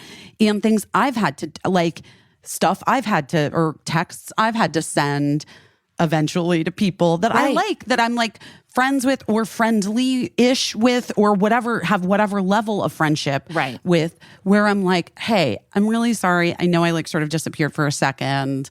I saw your invitation to the thing. I wasn't in a place where I could like respond. This da-da-da-da-da-da-da, can we get coffee next week? Right. Totally. Right. But like the way that this person was, and so I was just like, hey, listen, I don't think this is for me. Like, I can't, like, I don't think we're going to have any kind of relationship here because I can't, it's putting it on you. Saying like you need a moment for yourself is saying like, I don't have the time to give you all of the things that you need from me. Yes. Which is like, but also you're answering a question I never asked. Right. I'm not asking for anything. Right. Like, do you know what I mean? That's a preemptive, like, you are too much. You're too much. What you want, what you're asking, what you need from me is too much. And I'm like, oh, okay, well then just my existence is too much. Then this is like never gonna work. Right. Because if you think that like you can't just like not text me back for like several days and then just be like, oh my God, my weekend was insane because da da da da da. Like, I don't give a fuck, dude. Right. Like, anyway. So, but I did send like a text that was like, because it's like the third or fourth time that this person has kind of done this to me. I'm just like, dude. Nah. And we haven't known each other that long. That's the other thing. Right. Is that like, we kind of like, we're going to date me, but like, we don't live in the same place. Right. This is a guy that I was like kind of seeing in LA a little bit. But like, we don't live in the same place. Neither one of us are interested in long distance relationship. You know, I had one. It's a fucking drag. Right. It's not for me. Like, and no one wants it. Right. And so we sort of were like, came to this place of like, but we really like each other. And so like, let's try to like, just be, we can have like a friendship and like, we have a lot in common. We've got like similar, whatever. Yeah. But then just this weirdness of like doing this thing where they're like, sending me texts preemptively being like, hey, I'm going to be gone for I'm not gone. Like I can't reach out for, I went, okay, I'm not asking you. Okay. Sounds good. So anyway, I woke up like really early because I was just fucking annoyed by that. It is. I'm sorry that happened. It's just like, it's just weird. And like, even though you 100% know it's not about you, it's about the other person. Like, people just do weird things. I think like having the power of communication the way that we do now also breaks people's brains and makes people like, I've had friends who have like gone through breakups and they like just high school friends or whatever have gone through divorces and they treat it like it's a celebrity divorce where they like have to put out statements about it and stuff. And I'm like, just because we all have the power of the press like via Facebook in our hand. Like, you don't have to tell us that like there was cheating and there was, you can just, you don't even have to tell us anything. You can just post a picture with like your new boyfriend or girlfriend or whatever, like, or you could just relationship status. Yeah. Just, or do nothing. I'm kidding. But it's so weird. But I don't have to do a fucking thing. I also people think feel entitled to the information though. You know that. It's true. Which, we could talk about that too. Like, people ask really bold questions, I feel like nowadays, which are like something that they would comment on a post by The Cut about a celebrity. And now sometimes people will just like flat out say it to your face or whatever. Yes, and you're like, 100%. Wow, the internet broke your brains. But I also think that like, I think some people think that they're being really excellent and honest communicators when in fact they're just like skating over social skills and social graces, which are like two different things, and being actually kind of rough and hurtful in the name of being honest. Well, yes. And that's what I literally said to this guy. I was like, look, like, this behavior is hurtful to me. Like, when you, like, 10 minutes after we've talked on the phone, send me a text saying, like, you need a beat for yourself, where I'm like, we just talked on the phone as friends. We're not dating. Right. I don't think we're dating. I went on a date the night before with somebody here. Like, right. You know what I mean? Right. Like, I'm not under any sort of but to treat me like you think I am under, like, when we've been very clear, I feel like we were very clear about what the, like, that you're not situation was. Yeah. Situationship? No, whatever. Maybe the situation for them was different, and they were like, maybe they, listen, you know me, I'm always going to try to think of what the other person's motivation is, even when they don't deserve it. And even when they're doing bad shit to me, I try to think of, like, why they could possibly be doing. But, like, well, that's why, like, to be honest with you, because he sent me this text on Saturday. Yeah. I didn't respond until yesterday morning. Good. When I was just like, because for a second, I was like, I'm going to, like, think of this from a bunch of different angles. But then when I was like, thought about it, and I have seen this pattern, you know, and most importantly, the pattern of how it makes me feel. Right. Which is it makes me feel bad. Yeah. And it makes me feel insecure. Am I asking for something that I don't think I'm asking for? Yeah. Am I doing a thing that's not cool? Like, do you know what I'm saying? Yes. Yeah. And when I had that realization that, like, oh, you know what? It actually doesn't matter what his reasoning for doing it is. It makes me feel bad, and I don't like it. And, like, so while I thought while I thought one thing could be possible, like, in having a friendship with this person, like, obviously it's not possible. Right. Because I don't want to feel bad. Right. That's not worth it. Right. I've been in enough fucking relationships that make me feel bad with men. You know what I mean? Here's what I do know. Sometimes you try to get to the bottom in your own mind of what someone could be thinking. And the truth is, you just could never know. So, like, and the truth is, it doesn't matter. It doesn't matter. Because if it makes you feel like shit, it makes you feel like shit. It doesn't matter. And to be fair, you know, I had that other guy friend, I feel like we talked about, like, I don't know, 6 months, no, 4 months, whenever we talked about it, a guy friend who was, like, really shitty at communication. And I was, like, feeling hurt by it too. Yeah. And that friend, when I, like, confronted them about it, they, like, actually were like, ugh, I see that. I get that. That sucks. Yeah. And I will try to, like, be better about checking in and talking about, you know, whatever. Yeah. That person, like, responded. Yeah. In a way. This guy literally texted me back and was like, I feel like I've been very honest about where I'm at I feel like I've been very clear about what I'm capable. Oh no, wait, what I'm capable. I feel like I've been very clear about what I'm capable of. I'm sorry if it makes you feel weird, but, like, these were all the things that were happening this weekend, and da da da da da. And I was like, okay, I haven't responded because it doesn't even matter, right? Because also, you didn't need to send the text where it's like, I need a beat for myself, which just that alone makes it sound like I'm too much, like, and I'm asking too much. Too much. Yes. Yeah. And then, like, I don't know, whatever. And then to say, like, I've been very clear. Okay, well, fine. It sounds like very martyry. You know what I mean? Like, I just need a beat for myself. Like this person has devoted the past 10 years of their life to your needs or whatever. Like, it's just it's over dramatic. It's melodramatic, in my opinion.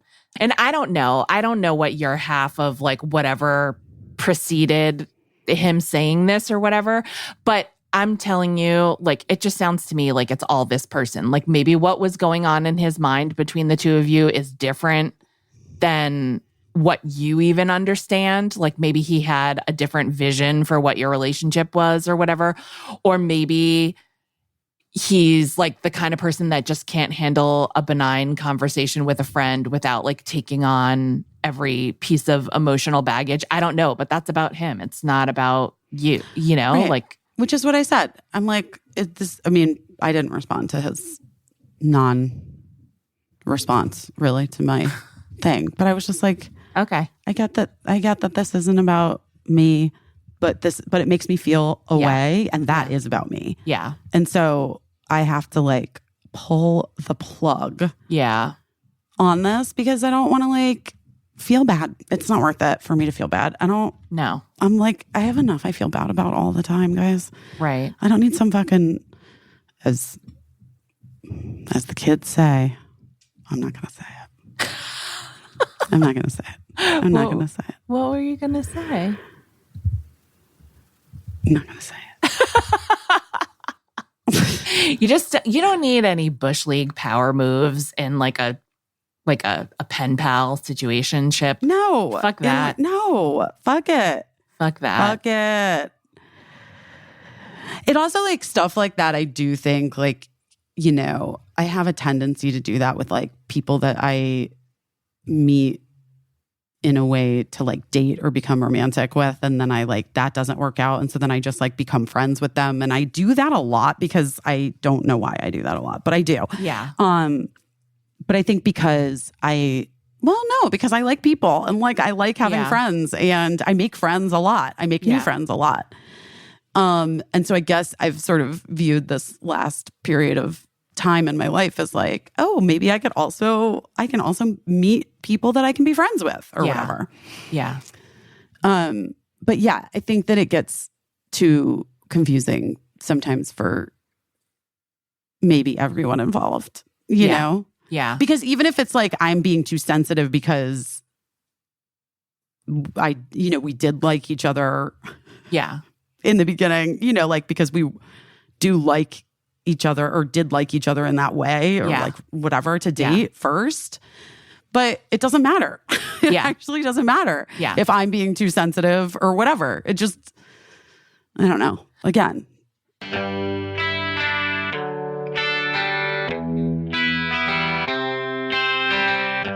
Oh, BetterHelp. BetterHelp. This show is brought to you by BetterHelp. I think that's a good one. I think that's a good one. I love it. You know, I'm a big fan of therapy. Yes. Everyone should be, to be honest. I know, but some people are weird. They're not weird. I mean, some people are like, they get like, it's too difficult to figure out how to do it, where to go, how to find a therapist. My insurance doesn't cover therapy, this, blah, blah, blah, blah, blah. Yeah, they're in their head about whether or not therapy is even possible for them. And that's where BetterHelp comes in so much handy. So much handy. So much handy. Because BetterHelp is designed to be very convenient and flexible, suited to your schedule. They do everything they can to make it possible for everyone who wants to get therapy to check it out. It really lowers the barrier of entry to a point where I feel 100% comfortable, because getting started is always the hardest part for me. And so if somebody helps me out getting started, I'm great. I'm off to the races. The other thing that's great about it is that it's, you know, entirely online, and you fill out a questionnaire and they match you with a licensed therapist. You can switch therapists at any time for no additional charge. They just make it very easy. The entire experience is like so stress-free. Right. Which, of course, that's what you want therapy to be. Right. Stress-free. Right. Look, therapy doesn't have to be for just people who've experienced like huge loss or trauma or whatever. In fact, I do think that therapy is so useful for everyone because without question, all of us are going to be faced with difficult times in our lives. Right. And if you have the skills, if you build up, sort of like the language around therapy and being used to talking about feelings, dealing with feelings, coping. You'll be prepared for life. You'll be prepared. Yes, for life, because we all are dealing with all of these things all the time. Right. Anyway, guys, you've got nothing to lose except maybe some anxiety, Count me in. Or stress. And you can celebrate the progress you've already made. Visit betterhelp.com/busy today to get 10% off your first month. That's BetterHelp, HELP.com/busy. I want to talk about something that maybe, I hope I'm talking about it the right way, but okay, so Eli, when he was a kid, he was diagnosed with ADHD. And then as everybody knows, when you have those neurodivergent things, there's a lot of things that are comorbid with, that means that you have things in addition to comorbidities. So there's often many neurodivergent comorbidities. So Eli had nonverbal learning disability, which always was confusing to me, but it means literally you have a hard time learning things that don't have to do with words, which I think is also, it became a big joke in our family. I think Matt probably also had it before they really had a name for it. Eli's big symptom of nonverbal learning disability, I think the clue is that when he was a kid, he couldn't jump. He thought that he was jumping, but he wasn't jumping. And then Matt was like, oh, this is very similar to, I had to go to special physical education because I couldn't skip when I was his age. And so that was a big deal. Oh my God. And of course, there's a number of TikToks about adults who can't skip. So clearly this is something that's going on with a lot of people. But one of the things that they told us is that about all of these, issues that Eli was having as a kid, is that he was going to have a hard time discerning intent from people sometimes. That he would meet someone that I would look at the person maybe and characterize I don't trust this person. Their motives seem a little janky to me, but that he was going to have a hard time with that, a harder time. Oh my God, Birdie has this. Yes. Birdie has this. And so there would be times. And also, you guys, we cut it out, my conversation with Birdie, but she did make reference to the fact that somebody passed her a ball to kick and she's like, I can't kick. So yes. So we would find Eli being hung over a railing of the marina by a bunch of bullies that he thought were his friends, getting ready to drop him in the ocean, and he'd be laughing, and we'd be like, "Hey, buddy, they weren't being friendly to you. They were actually bullying you, But there's also something beautiful about it, in that I think that before he learned that you can't trust everyone, he thought the best of everyone, which I thought was beautiful.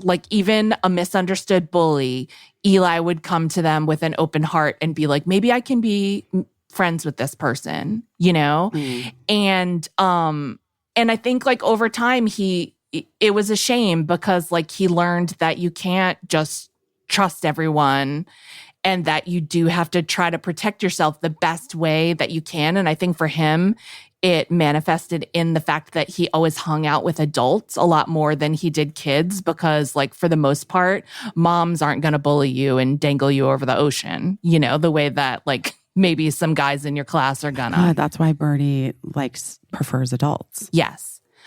And oh my God. But what this is gonna make me cry. What I will say is that I think a lot of us, to some degree, probably have similar situations where we can't always discern the intent of everyone.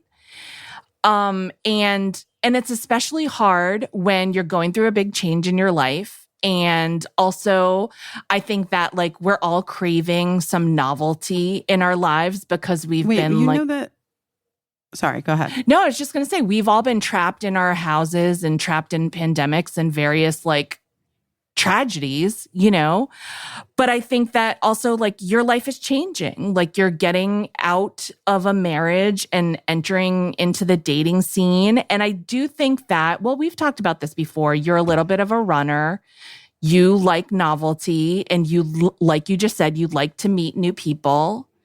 And I think you're coming at it with like an open-heartedness of like, you know, well, if it doesn't work out romantically, I can be friends with all of these people. And I think it's a bummer. It does remind me of our kids that we're talking about, where they're like approaching everything with this open-heartedness and this trust.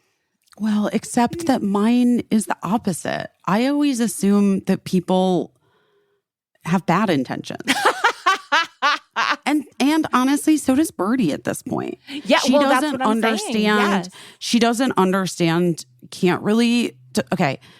She has like a crush on somebody at school and like texted me the other day, was sort of like panicked. This person has a crush back on the bird for sure. It's sweet. But Birdie was like, which was like confirmed by a friend. Okay. You guys see, I'm telling you, I know too much gossip. But Birdie like texted me because she was worried that he was like saying hi to her to make fun of her. You know what I mean? Yeah. Yeah. And I was like, no, baby girl. Like no. But that's what I'm saying. Like, Right. We both have that. Have learned not to trust. We both have learned that. Yes. Right. That is right. But you're trying to be open-hearted. Yes. And it's hard. It's a battle because you have learned that you just can't trust some people. And that's what's so sad for me, is that it can't just be like, you can't just trust, you know? Well, I mean, I will say like the first time this guy did that, I mean, this is like the third time that they've sent me something like this where I then feel bad. I like kind of spiral and feel bad. And I'm like, wait, this is weird and whatever. And the first two times I was like, well, maybe I'm not reading this right. Right. You know what I mean? Maybe this is just about me, not. But the third time I'm like, this is fucking weird. You got to stop it. Fuck it. I can't do this anymore. You have plenty of friends and you'll make 10 more in the next week. Dude, I have so many fucking friends. You just really don't need it. You really don't need it. But it sucks. It's a bummer. I don't know. And it's like also very ballsy because it's like, I just feel like, people in your life are gonna make you feel bad. There's gonna be times when your best friend in the world is gonna make you feel bad. But that person has like put in the time to like earn the right to even get close to the area where they had enough power to make you feel bad about something. So the fact that like a fucking noob is trying to make you feel bad about yourself or like saying things in the realm of what could make you feel bad about yourself, fuck that person. Yeah. Boo. Yeah. But also like, it sucks. It just sucks. Well, I'm sorry about that. I wish I could say like something like wave a magic wand and be like, just forget all about it. But I know that's not how it goes. It's not how it goes for me. Yeah. It is also, it's just a bummer. It's a bummer. That is a bummer. I'm sorry. I know. Well, what are you doing your best at this week, do you think? Well, I don't know. Maybe that thing. Maybe just like realizing that I can actually just set a boundary for myself so that I don't continue to feel bad. Right. Do you know what I mean? Yeah. Like I can just say like, oh, actually I can remove myself from this because it's not. Yeah. This is just continuing to make me, this is now repeatedly, not continuing. Sir, not only can you have a moment, you can have all the moments back. You can have, in the words of Caissie Musgraves, you can have your space. Cowboy. I do love that song. Well, she's great. Caissie Musgraves is great. You can have your space. Cowboy. I need to do fucking karaoke is what I need to do. Oh, yeah. You got to get into it. Yeah. I was supposed to come to LA this weekend. I have to be there next week for a meeting. Yeah. But there's like this, it's annoying. There's like this break at Birdie's school that where like, and kids have to, you don't have to go home, but you can't stay here kind of thing, you know? Yeah. Like the Holdovers Oscar nominated film. Oh, right. I haven't seen it. It's really that good. Emily Beebe hates that guy. Oh, really? Hates Paul Giamatti. Oh, well, she like gets. I know Emily has like a whole. I don't know. I haven't watched it, guys. So don't yell at me. Okay. But she has like a whole thing about him in that movie because she feels like it's so gross, and I'm like, I don't know what you're talking about, but whatever. I want to see it. I think it looks great, but so like Bird the has to holdovers. leave school. But so they're taking like the full-time boarders. They're going on this like ski trip. Okay. And I'm not going to lie. Again, as we were just talking about non-verbal learning disorder. Is that what you called it? I think so, yeah. Whatever. There's no world in which Birdie's skiing. That's like outrageous and insane. And also it's like a lot of travel for the ski trip. Yeah. Like it's like weirdly a lot of travel. Yeah. And her like best friends are respectively all going to their homes to see their families. Got it. So we were like, in the beginning, we were like, just stay and go to the ski trip. Like just do the ski trip because it's just easier, whatever. Yeah. But then when we really thought about it, we're like, is that easier? And like, if she just wants a break, come home and lay in her bed and see the cats. It's not like that much more travel for her to come here. Right. Than it this, would be. whatever this like weird ski trip thing that they're doing is. Truly. Yeah. So she's coming back. So now my plans are changed because I'm not going to like leave town if she's coming here for 3 days. Right. So I'm trying to decide if I'm going to go like Sunday when she leaves. Probably that's what I'll do. Got it. That's probably what I'll do. Got it. So you'll be here next week. Just a little later. Yeah, but I had plans this weekend. I was excited to go, but whatever. It's fine. It's fine. Are they things that can be rescheduled or not really? No, not really, but it's okay. But it's okay. How long are you going to be? You got to be able to like roll with the punches. Yeah, you got to roll with it. How long are you going to be in LA for? I don't know, but I do have to be back here next Friday for the stuff from the storage unit getting delivered everywhere. Oh, exciting. Is it? I mean, in a way, in the same way that all of our flooring being delivered tomorrow is exciting. It's progress towards something that we said we wanted. Progress. And Kirsten got a handyman who's going to come and fix the Roman shade situation. That's good. Listen, installing something on into the ceiling, that's a whole different thing than installing something into the wall. You know, like it's physics, you know? And so you can't beat yourself up for something. I'm not going to. Failing. What are you doing your best at this week? Well, I have been talking about wanting to get my face lasered. Oh, yeah, you have. But I'm not doing that, but I just used a little device, like a little home device, and I did burn my face a little bit. I felt a little like you. So I'm not doing my best at where I burned the side of my face with oh my God, remember when I like literally peeled half my face off? And it was like right before my screen test for like makeup test for Girls 5 Eva season 1. Yeah, not great. So, you know, and I'm always like, you can't be scared of everything, whatever. But I did like burn my face a little tiny bit. What kind of device is it?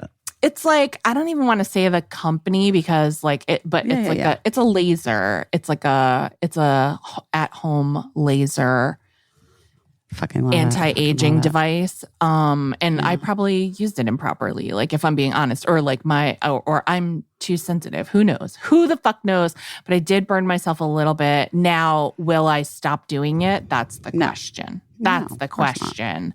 Because like, I don't like going to get my face professionally lasered is A, expensive, and B, it's gonna like take me out for a few days, you know?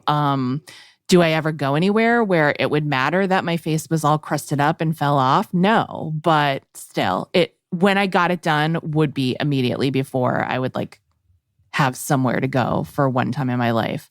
The truth is, like, I haven't really been doing my best at all, and I've just been, you know, like I said, cranky about dishes, and my husband's like super husband putting in a floor. And like while he was doing that, I didn't even get dressed because it was like, it was the weekend. And so I was in a bathrobe and I didn't want to I couldn't get past in the hallway where all the flooring stuff was, or I didn't want to walk past where he was working. And so I just stayed in my bathrobe on the sofa all day. And I even turned on the fireplace and even took a nap at one point in the middle of the day, which is very unlike me. And, yeah. So is that doing your best? I mean, I guess embracing taking a nap and just chilling out while someone else is working their balls off. The one thing I will say is that I had this bathrobe on and I did fall asleep on the sofa, and I have been living in a little bit of fear that the robe fell open and one of my kids saw bush or whatever. You know what I mean? And so they're too polite to say anything about it, but there's a good chance that happened. And so I don't know. We'll see. That's Consider a weird... this the apology, guys. It's a weird thing to walk around your house with that acknowledgement that there's a good chance that my kids saw my pubes while I was passed out on the sofa. And I guess it's different, but I don't know. My kids see mine all the time. Totally. But we're a never nude kind of family. So, we're a whole, I'm a 100% always been. And with girls seeing it. And also I think young women seeing their moms is different. I certainly never did. I never saw a part of my mother's body, but adult guys, maybe more than anyone, don't want to see a single mom pube. I understand. So here's what, they could just decide that they need to move out once and for all. And then honestly, that would solve a huge amount of the dishes problem. Yeah. But, in this economy, I don't know if it's going to happen. So it might just be that they will just have to block it out of their mind. In this economy? In this economy, you might have to see your mom's pubes if she passes out on the sofa. And you will just have to block it out of your mind. So fucking dumb. And keep living in the house with your parents. So maybe that's what I should respond to that guy and be like, listen, I totally get it. But in this economy, I'm out. And for that reason, sharks, it's going to be a pass. I'm out. I'm out. So I don't know. So in a way, I feel like that's doing my best. Just being I'm just going to fucking take a nap on the sofa in my robe. Yeah, I do think it's taking care of yourself. Yeah, which it's just it's not something. And I kept saying thank you to my husband for letting me take a nap. And he was like, what are you talking? You don't have to thank me for letting you take a nap. It was the reason I even needed a nap is so stupid. It was because we tried to wash a rug in the washing machine late at night, and the washing machine became unbalanced and it kept setting off an alarm. And for whatever reason, I kept trying to address it in the middle of the night, and I was so asleep I couldn't figure out what to do. So eventually I just turned off the washing machine. But then again, because 4 adults live in the house, someone turned the washing machine back on. So it started the alarm cycle all over. That's why I needed a nap. It wasn't just because like I'm in my 50s and middle-aged and, you know, I needed a nap because I had gotten up several times to not successfully deal with a washing machine imbalance code. But anyway, is that interesting? Is that a good podcast? I don't think so. Anyway, the upshot is, I guess I took a nap and like that's, you know, that's what you did your best at. I needed to do it. And like if someone saw some pubes, I'm sorry. Yeah. I mean, I don't even, yeah. Again, in this economy, they just have to understand price of admission. Do you know what I mean? Yeah. And that I wasn't like, could I have put on underwear before? Yes, I 100% could have. But that would have been one more piece of laundry that I would have been washing. And so that's in this economy, I did not put on underwear. No. And, you know, and so here we are. In this place. In this economy. Yeah.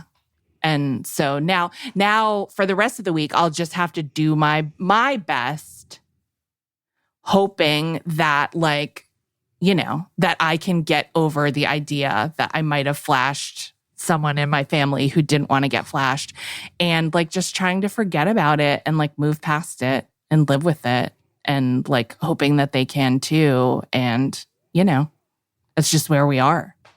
It's just where we're at. Wait, I have to pee so bad. Go ahead. All the liquids. All the liquids for your liquid diet. Yeah, I'll be right back. Okay. I think I have to drink that stuff now. You're like, is it barium or prep? I don't know what the fuck it is. I think it makes you shit everything out. Ugh. Right? Probably. I had the kind where you just sent your poop in a bucket to which I know isn't like a thorough colonoscopy. I did that too. Yeah. I'm like, I mean, you have like more colon issues than I do. So. I do. Yeah. I know. But I'm like, do I need to do this colonoscopy? Why am I doing it? It's just annoying me. Just do it. But all my other stuff, all my tests came back normal. Except for like I have some elevated whatever cell thing, which he's like is autoimmune or you're fighting an infection. Yeah. But since we know I have autoimmune stuff. Right. Probably that. Just it's probably that. Get the colonoscopy. You'll feel. I know. I'm just going to do it. I'm doing it. I'm doing it. I have to. I have IBS. This is like my 4th colonoscopy in my life, I think. 4th? Yeah. Jesus Christ. Oh my God. That's a lot. That's a lot of. Third. I think it's my 3rd. Yeah. Someday it'll be like you can just go get a colonoscopy at the mall. Like you'll just like drink a smoothie and like I don't think so. It'll have a camera in it and it'll just send a video to your phone of what's happening in your colon. I'm sure. I don't think so. I think it's going to happen. Listen, I'm always right about this shit. I'm a futurist. No pun intended. No pun intended. You know what? I think that might be fair. Because all of these things that are like popping up now are the like Solace healthcare and like Bleed Blue and like whatever they're called, all of these different places, which are like they're kiosks. They're like I think that like what these things have figured out is that like, you know, insurance is so bad and people can't you have to buy your own insurance so much now, right? Right. And so these places are like, instead of that, just pay us X amount a month, and then you can come and like get tests and get blood work and whatever. Yeah, and that's feels the like idea. It feels like a bargain. Yeah. Right? Yeah. Yeah. But I mean, it is kind of like when you consider how much it fucking is to like do anything. Right. Yeah, they're trying to do it seems like they're trying to do a bulk business where they're like, oh, it costs us less to do these tests because we, you know, you don't have to fight for them, whatever. It'll be interesting, but I do predict here's my theory. You know how you can like take a photo at a party at the photo booth and then they text you the photo? That's where I think we're going with like colon imaging. Healthcare? Yeah. Colon imaging? Yeah. Really? I think that you're going to go to some booth either swallow a camera or like pose. Your colon's going to pose for some type of camera, and then they'll just send it to your phone later and be like, use this hashtag if you want to post this to your social media to promote us. But here's your colon. It'll be like really fun lighting and like, you know. Sure. That's what I feel like this is happening. And then you get your colonoscopy. All right. Yeah, I don't know. Well, Whatever. you have to drink your stuff, and then I guess you'll just spend the rest of the day in your apartment near your bathroom. Yeah. I might go back to the townhouse just because I have the nice Japanese toilet there. That makes sense. That all makes sense. Warm seat. Warm seat. Oh my God.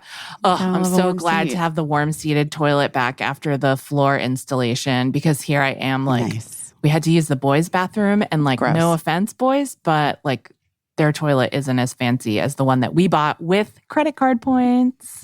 And so God, you guys. I'm always standing in front of a cold toilet seat waiting for it to automatically open, and it's not happening. And so that's what I'm most grateful to my husband for, getting my toilet back under my butt. Push. Yeah. Yeah. But we'll talk to you soon. Yeah, we'll talk to you guys soon. And we have some guests coming up. There's some guests booking into our calendar, Guys, but we're sorry. It's We're like, sorry. We don't owe anyone an apology for it. We tried to get someone this week, but it just didn't work out. But it's someone that I'm excited to talk to. So, you know, Totally. yeah, guests are coming. If you like guests, some people don't even listen to the guests. They tell us, they fast forward through them. So I don't know. We're just trying to give you a variety of formats and offerings, and there are guests coming that I think that you'll like, but we'll let you know. Yeah. Maybe the points guy. I would love to talk to him. He was on our calendar at one point. Well, maybe we should just parlay. Maybe I don't need to have lunch with the points guy. Maybe we just do podcasts with the points guy. Just podcasts, yeah. But I do feel like the points guy will get a free lunch. So, you know. Maybe he can show me how to get a free lunch. Because, by the way, I just want to say this is so funny. And this, maybe we have to, no, we don't. But no, I think I did. Did I already tell you this? That what? Like I met Eric Gurian for brunch and he like forgot his wallet. And I was like, dude, this is a write-off for you. Like what? So rude. Did you make him Venmo you? No, I should have. You should, because then he can like put it on his taxes. Although I think it's a write-off for you too. But the thing is, you shouldn't have to write it off. He should. Yeah. Yeah. He should. But we love you, Eric Gurian. I'm sure you're listening to this, best. LOL. The best. Lol. He's not listening at all. Yeah, listen. It's all happening. Yeah, and who knows? Maybe we'll have exciting things to tell you in the future. We fucking better, Caissie, because I better. swear to God, we better. We better have some fucking exciting thing to tell you guys next week. My God. Oh my God. All right, we love you, and we'll talk to you very soon. Bye. Bye. I don't know what I'm doing, but I'm doing my best.